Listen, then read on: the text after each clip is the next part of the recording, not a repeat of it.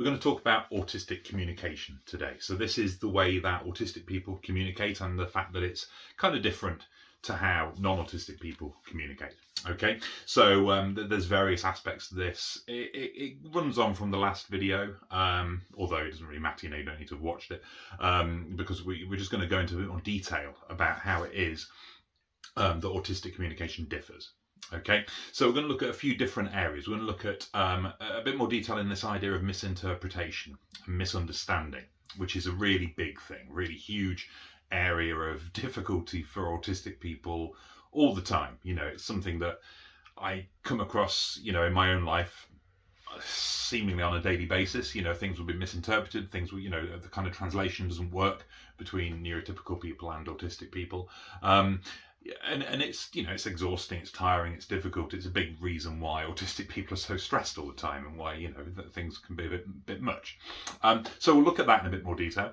I want to look at irony, sarcasm, and humour as well in a little bit more detail too. And that will probably lead us on to how autistic communication can be perceived by non-autistic people as being a little bit too blunt, a little bit too kind of straight to the point and all the rest of it, which for some reason is seen as a bad thing often.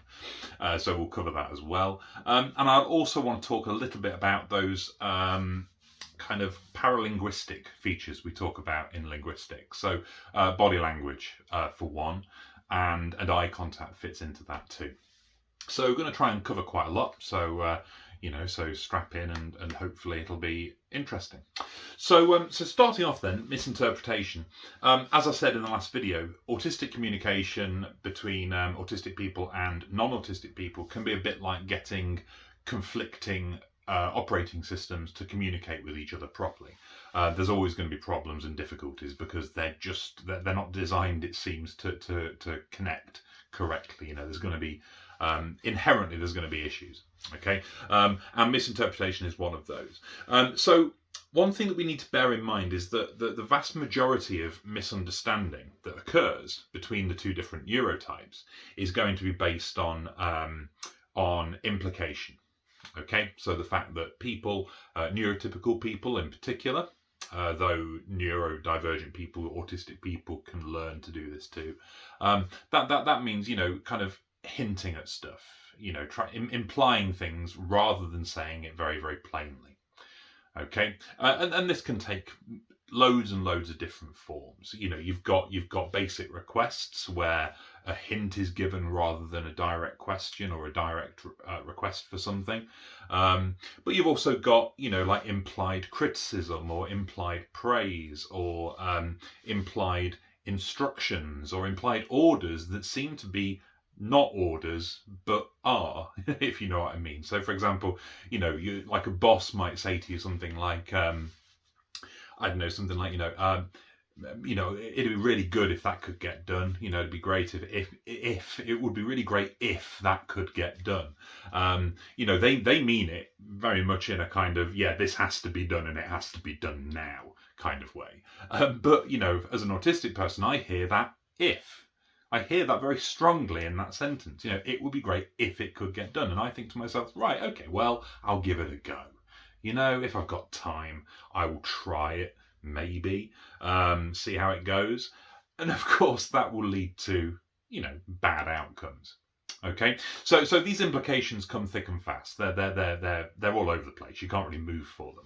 If you ever actually took a step back, and it can be quite interesting to do this if you ever bored, you've got nothing better to do with your life, and you just think, you know what, I'm just going to sit and really take in a little bit about how people communicate.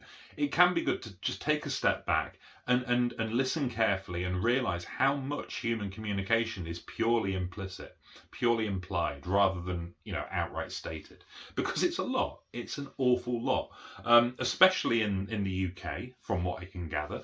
It's very, very frequent, and that obviously causes autistic people tremendous problems because for whatever reason we don't seem to pick up on that implied meaning quite so strongly. As I said with the the boss saying if, we take language more at face value, I suppose.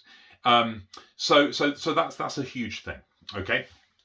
And as I said, these implications can come in many different ways. So we have the idea of, an authority figure at work giving an instruction that's implied rather than stated, and the issues that can lead to.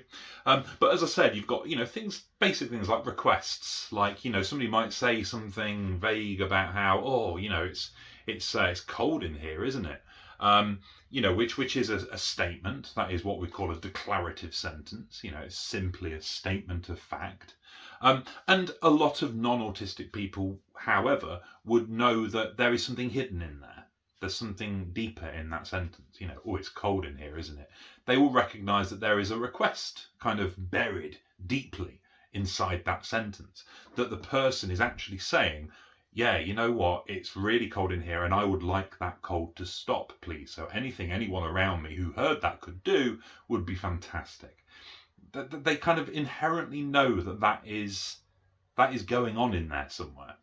Okay, so a non-autistic person, or an autistic person who's kind of trained themselves to recognise these things, will hear that and they will do something. They will put the heating on, or they will close the window, or they will offer a jumper or a jacket. If it's like a romantic comedy, they'll take their jacket off and give it to the person. I don't know, whatever. But again, it's all implied. No one ever actually said at any point, it is too cold for me and I want something to change. Okay, so yeah, this, as I said, implication everywhere. And the same can happen in, when you're looking for praise or criticism, and this can be a real minefield. It really can, where praise is implied rather than given clearly, or criticism is implied as well. And for somebody who's autistic who may well have what we call rejection sensitivity disorder, where there's a real kind of severe response to any kind of criticism or as I say, rejection, then that can be quite difficult to handle, because you never quite know what you're hearing. Is this person actually criticising me or not, or what's going on here? I just can't tell. So, for example, somebody might, so let's do a work scenario again. So, your manager might come up to you and say, well, that was all right. That was all right. Yeah, it's fine. Kind of okay.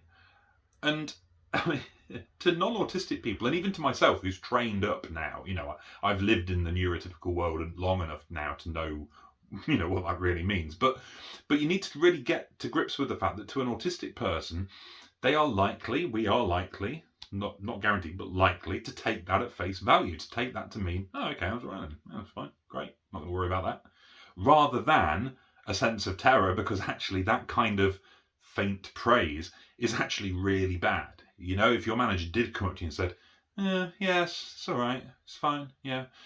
The combination of tone and body language, facial expression, and the words themselves clearly means that, yeah, you have screwed up, mate. You have made a real mess there. This is bad. This is a bad outcome. You're bad at your job and you should be ashamed. Really, that's more likely to be contained within that sentence than, yeah, it's fine, don't worry about it. So we can find ourselves, feeling, when you think about it, the thousands of autistic people all over the country, all over the world, might get criticism like that at work and take it at face value and think they're doing a bang-up job, think they're doing fine, and then get surprised when they're called in and, made redundant or whatever the horrible outcome could be.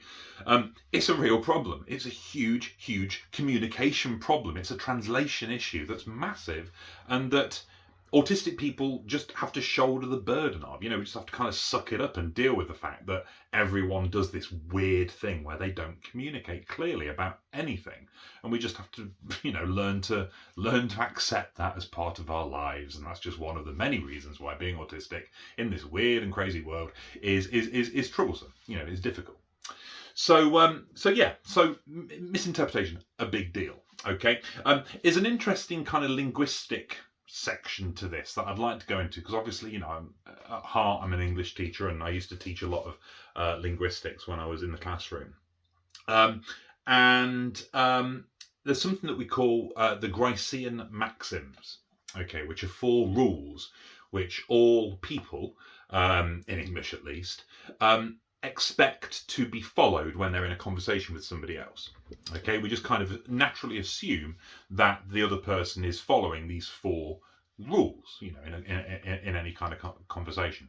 And those 4 rules are they're called the maxims of quantity, quality, manner, and relevance.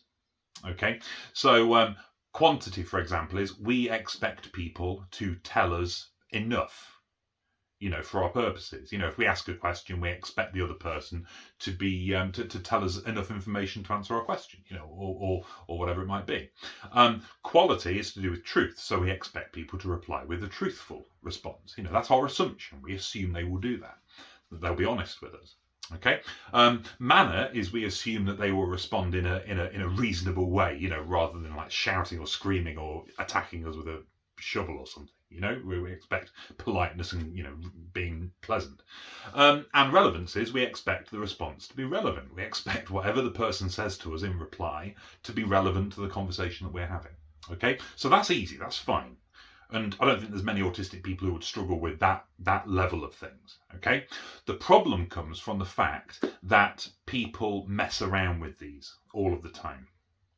Okay, it's what's called flouting the maxims. Okay, so it's where we break the maxim, where we go against it, knowing, or at least hoping, that the person we're doing it with, the person we're in conversation with, will follow us and still understand where we're going with it, even though we've broken one of these rules. Okay, so a good example will be sarcasm. Okay, sarcasm tends to be an example of flouting the maxim of quality, i.e., flouting the maxim of telling the truth. Okay, so as an example, if somebody says, "Oh, do you want to go?" No, that's not a good example actually. Let me think of something slightly different. So if somebody, for example, says, "Oh, do you like cake?" "Oh, do you like cake?" Like people ask all the time, and the person goes, "No, I hate it." Okay. Typical sarcastic response, kind of childlike. So it's not very sophisticated sarcasm, but it's sarcasm. Okay, no, I hate it. Ugh. Okay, obviously it's sarcasm. We know that because of the tone and everything. But the point is that they've gone against the rule of quality. They've told a lie because they do like cake. They're saying they don't, but they do. They're saying, they're going against the rule, but they're expecting that the other person will understand that and will follow them, even though they've gone against it. They're expecting us to understand that, oh, they're being sarcastic. Okay, that's fine. Okay, and that's what flouting these maxims is. It's where you break these rules, but in the understanding and the expectation that the other person will still follow you and will still understand what you're really getting at. That they will recognise that you're being sarcastic, or they will recognise that you're telling a joke or being a bit silly. Okay, so for example, if someone says, "Oh, do you want to go for a pint later?" and they respond with, "Oh, is the Pope Catholic?" Okay, ostensibly that's obviously breaking the maxim of relevance, because what's that got to do with anything? No one talked about Catholicism here. That's not the subject of the conversation whatsoever. But we know from wider experience, oh, you mean, yeah, okay, yes, so you definitely do, because of course we all know the Pope definitely is Catholic. Okay, great. And therefore we understand. Okay, so that's how Grice and Maxims work. They exist to be broken, really. The whole reason they're interesting is because we break them and get away with it. And, the conversation doesn't break down and that allows things like sarcasm and humour and all that kind of stuff to work. The reason I'm talking about it here is because I think there's a problem there for autistic people. I think we struggle with that flouting of the maxims. I think we're very wedded to, and I think we really like the maxims at face value. We like them when they're working. We like them when they're being followed. We like it when people tell the truth. We like it when people are relevant. We like it when people are nice. And we like it when people tell us enough information.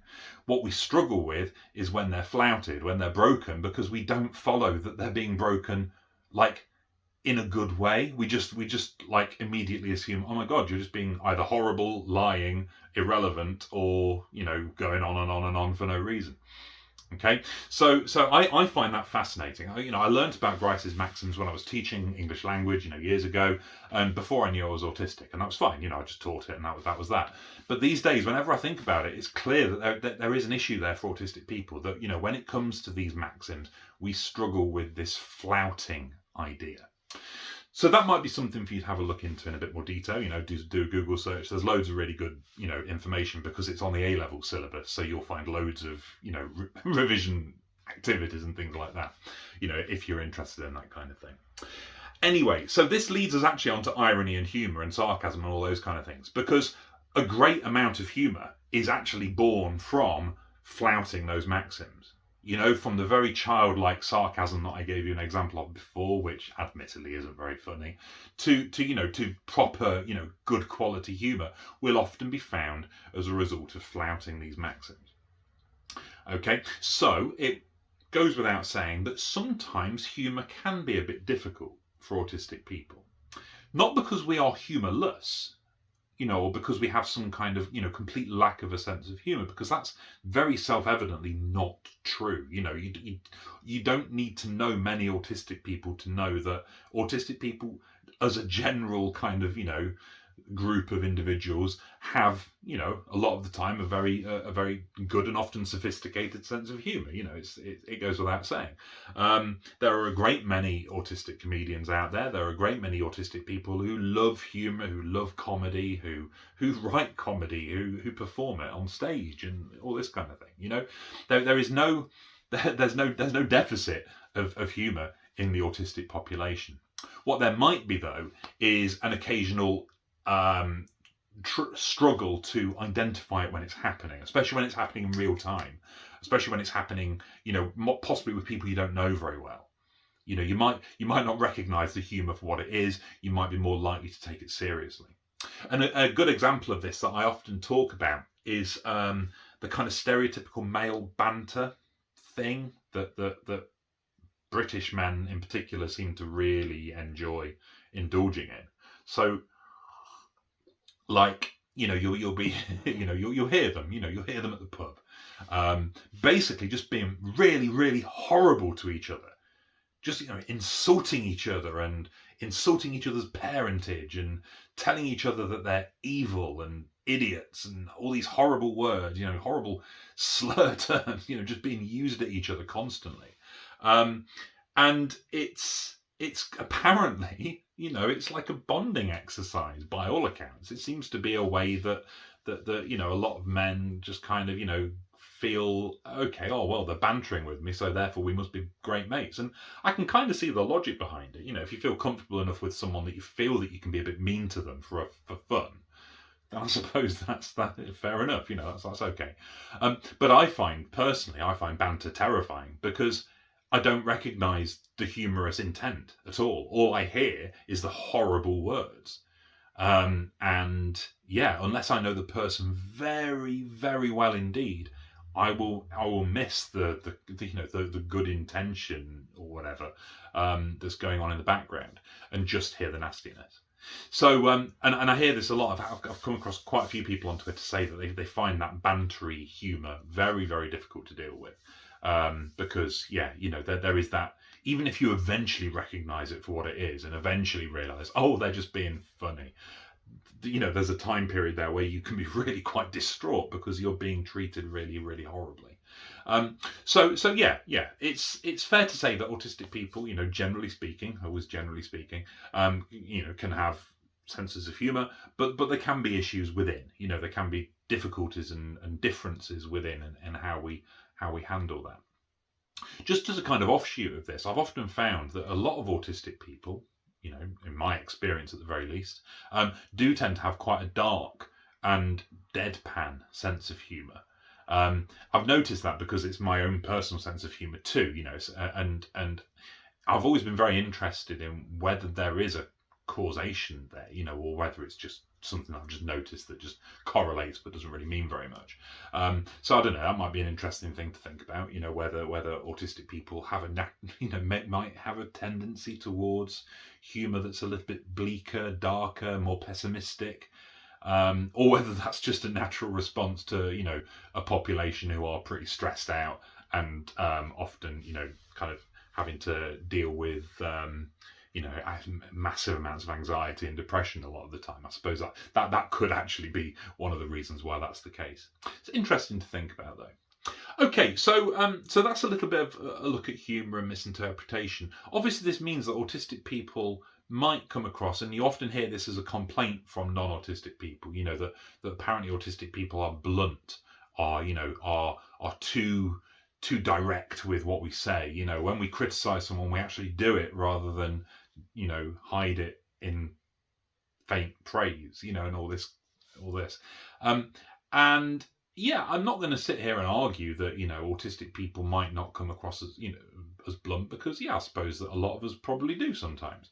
That would make sense. That would be logical. If everything that I'm saying is accurate, which I hope it is, then it would make a lot of sense that autistic people, when they are doing their own thing and communicating in their own way, are likely to be more blunt, because that's literally how it works. So yeah, you may well find that an autistic manager, for example, an autistic leader in an organization or something, might be a bit more blunt with their praise, with their criticism, with their instructions, and so on and so forth.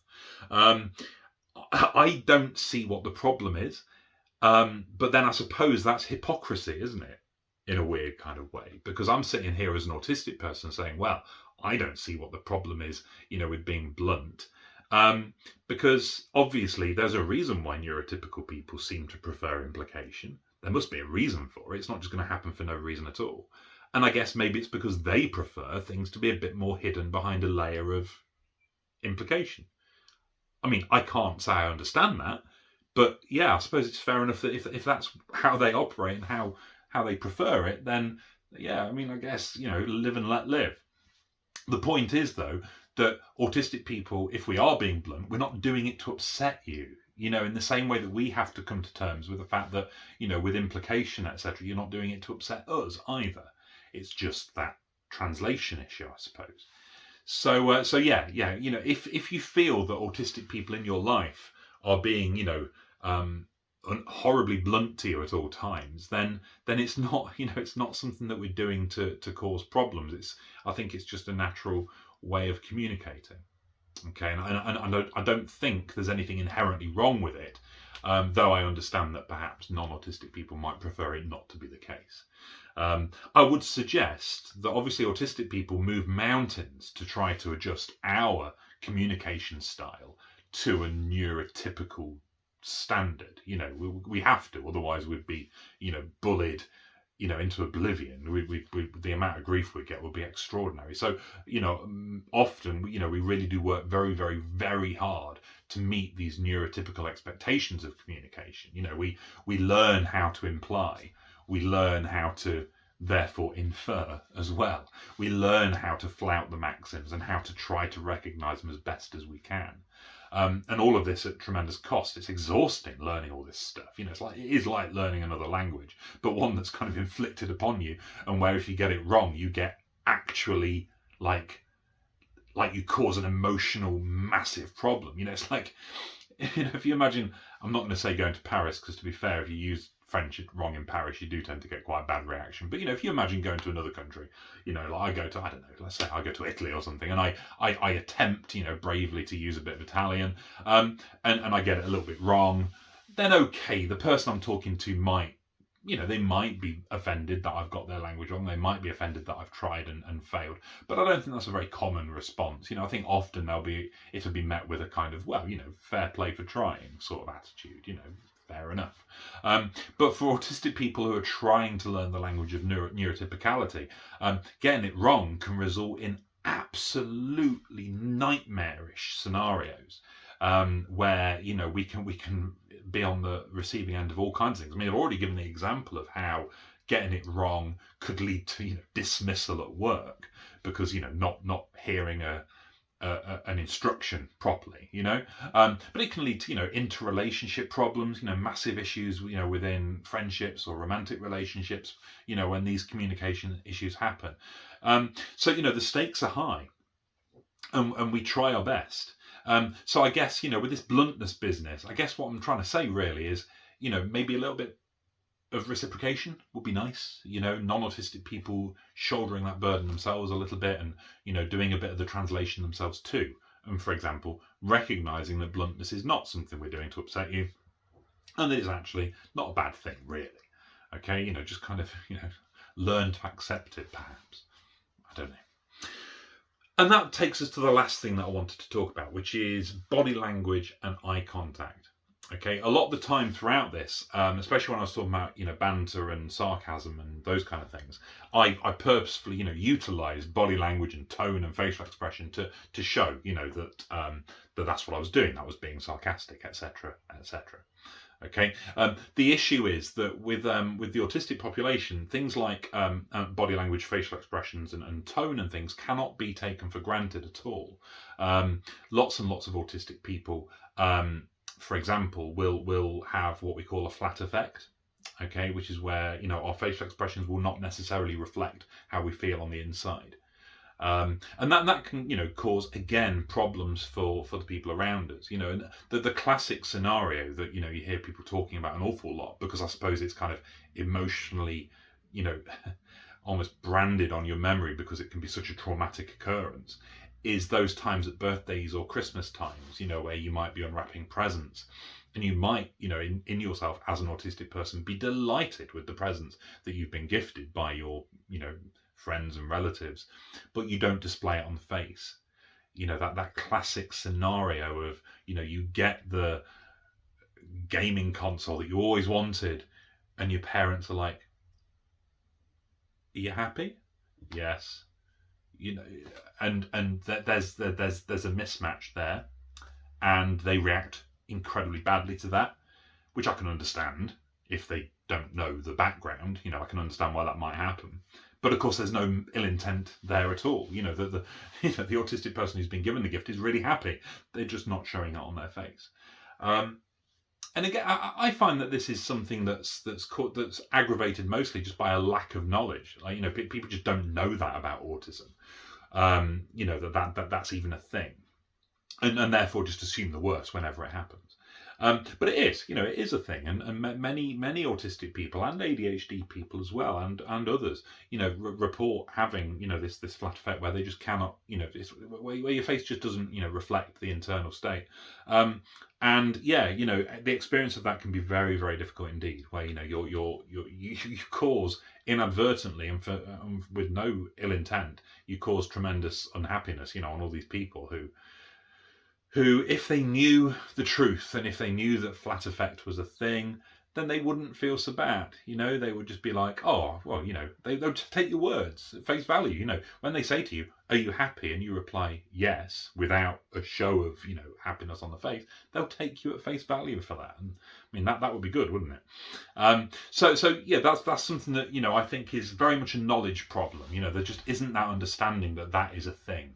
And the same with, verbal tone as well. For those of us who are speaking autistic, it's not unusual for there to be maybe not as much variation in tone as there is for some neurotypical people.